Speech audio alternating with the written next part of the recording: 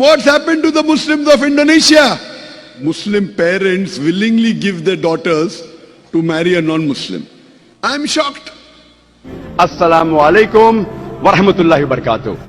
I find it very common in Indonesia that Muslims are marrying non-Muslims and they do it so freely. And while traveling in these few days, I realized that Muslim parents willingly give their daughters to marry a non-Muslim. If a Muslim parents give their daughters in marriage to a non-Muslim, most probably even you will be held responsible. Why do the Muslim parents of Indonesia give their daughters and their sons in marriage to non-Muslims? How are you doing it?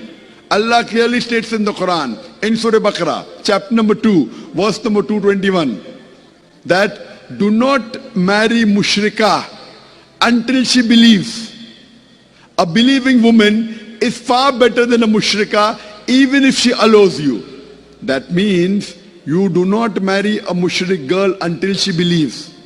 A believing woman, even if she's a slave woman, even if she's a servant, she is far better than a Muslimah even if she allows you.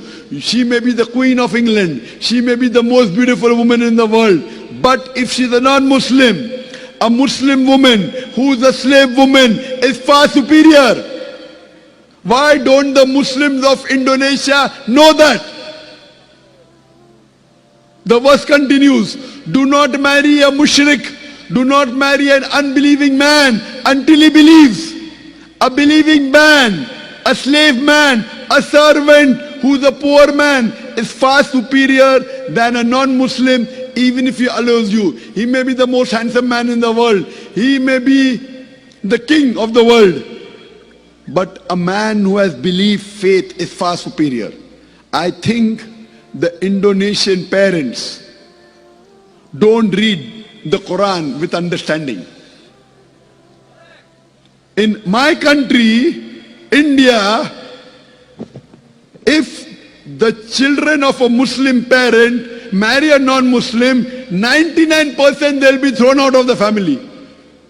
Here, the parent is very happy. My daughter is marrying a Christian, my daughter is marrying a Hindu, my son is marrying a Hindu lady and he wants to become Hindu, and they laugh. What's happened to the Muslims of Indonesia?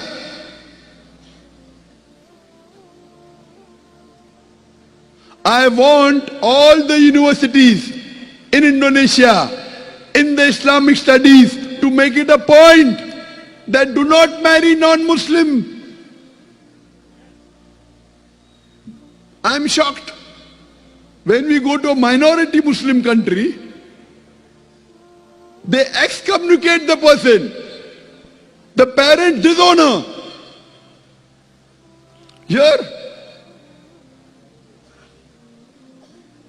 make it very clear that if you have an option between marrying a non-Muslim who may be the king of the world, who may be the most handsome man, who may be the most beautiful, who may be Richard Gere, anyone. He may be Bill Gates. But a Muslim man who's a servant, who may be the most ugliest man in the world, he is far superior because he has Iman. If you have Iman, you will go to Jannah. I want to tell the Muslim men, do not marry non-Muslim women. She may be the most beautiful woman in the world, not Indonesia. She may be the most wealthiest woman in the world. She may be a queen.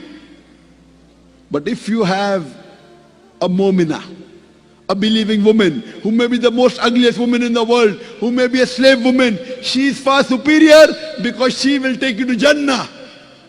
She is your muhsana. The Quran says your wife is a muhsana. Muhsana means fortress against the devil.